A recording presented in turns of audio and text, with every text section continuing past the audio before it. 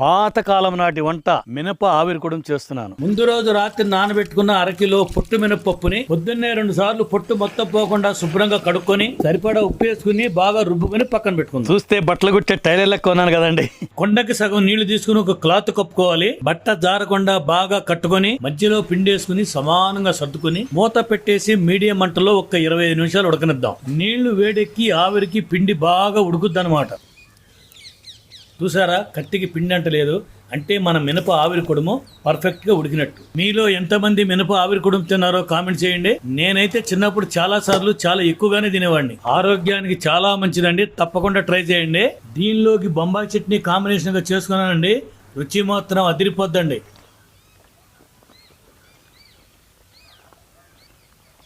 అబ్బా సూపర్ అండి, మంచి రుచి. ఎన్నో సంవత్సరాల తర్వాత తిన్నా నేను.